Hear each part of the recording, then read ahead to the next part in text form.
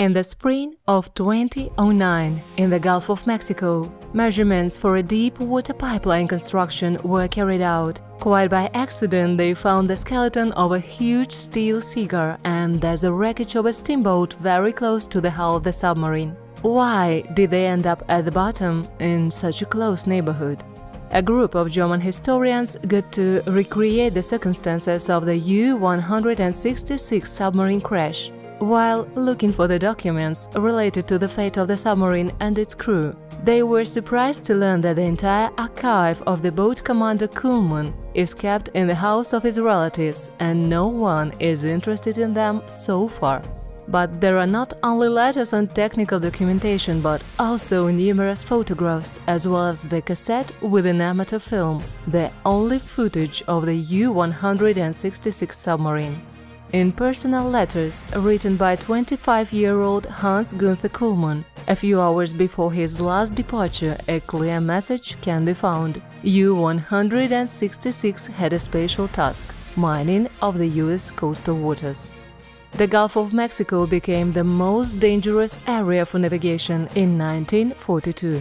19 German submarines hunted tankers, merchant ships and military transport ships unhindered from April to September. They sank over 60 ships during this period. Elderly fishermen still remember the terrible impressions of their youth. Burning tankers and black smoke over the sea, drowning people clinging to the wreckage, and countless corpses that the sea threw on sandy beaches.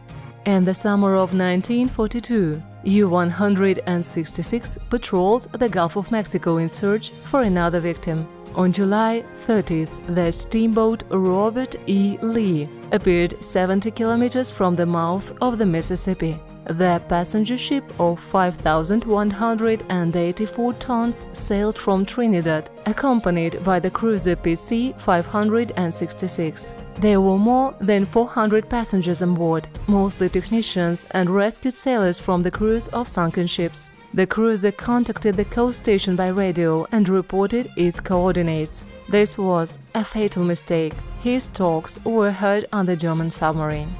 U-166 Commander Kuhlmann immediately opened torpedo fire on the ship. A white foamy trail on the sea surface was seen from the steamer, followed by a torpedo explosion. There was a sharp push, Marshal Charlton, a sailor on the Robert E. Lee, recalls. The ship seemed to hit a stone wall. The torpedo hit the engine room and blew it to pieces. The steamer, which received a large hole, quickly sank, but the passengers of Robert E. Lee were lucky. Most of them managed to survive. 25 people died. The German submariners were eager to find out if the hunt was a success. They were already so used to impunity that they lost all caution.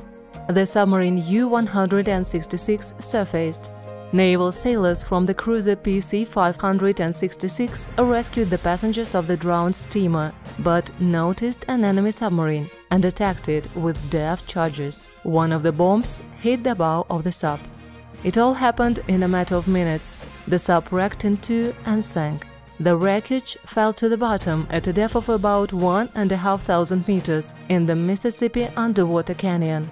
The carcass of a steamer, torpedoed by a submarine, was lying next to it. Meanwhile, in Germany, the messages from the U-166 were waited in vain.